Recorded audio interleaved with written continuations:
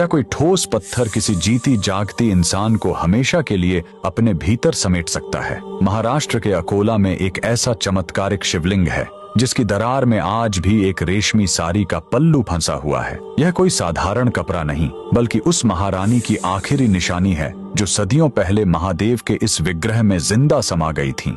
आखिर उस काली आधी रात को ऐसा क्या हुआ था जिसने ब्रह्मांड के स्वामी को यह असंभव चमत्कार करने पर मजबूर कर दिया? इस मार्मिक गाथा की शुरुआत होती है अकोला के राजा अकोल सिंह और उनकी परम भक्त महारानी से। रानी का हृदय राजसी सुखों में नहीं बल्कि महादेव के चरणों में बसता था, पर पहरेदारों और राजसी तामझाम के बीच उन्हें एकांत में पूजा का समय नहीं मिल पाता था। इसीलिए रानी ने एक गुप्त संकल्प लिया। हर रात ठीक 12 बजे, जब सारा संसार सो रहा होता, वे नंगे पैर चुपचाप महल से निकलकर शिव मंदिर जाने लगी।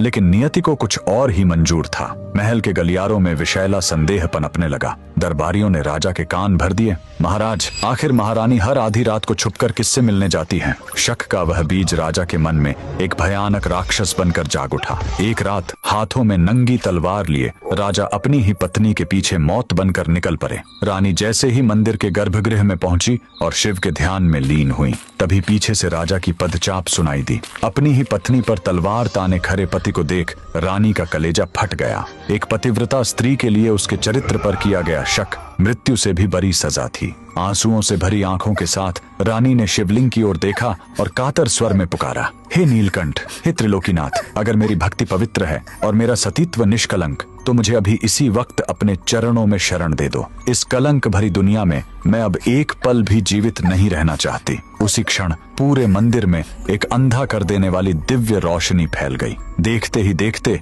वह विशाल और ठोस पत्थर का शिवलिंग गर्जना के साथ 2 हिस्सों में विभक्त हो गया। महादेव ने अपनी भक्त के लिए अपना हृदय खोल दिया। रानी हमेशा के लिए उस शिवलिंग के भीतर समा गई। राजा जब तक अपनी भूल समझ पाता और रानी को रोकना चाहता, वह पत्थर फिर से झुर चुका था। लेकिन महादेव ने दुनिया को प्रमाण देने के लिए रानी की साड़ी का एक पल्लू उस दरार के बाहर ही छोड़ दिया। राजा जीवन भर उस चौखट पर अपनी भूल का प्रायश्चित करता रहा, पर रानी अब महादेव की हो चुकी थी। आज भी अकोला का यह राजराजेश्वर मंदिर उस अमर भक्ति का गवाह है। वह साड़ी का टुकड़ा आज भी उस पत्थर में दबा हुआ है, जो हमें याद दिलाता है कि जब पूरी दुनिया हाथ छोड़ देती है, तब महादेव अपने भक्त का हाथ थाम लेते हैं। अगर महादेव के इस न्याय ने आपके हृदय को छुआ है, तो कमेंट्स में पूरी श्रद्धा से जय राजराजेश्वर महादेव जरूर लिखें।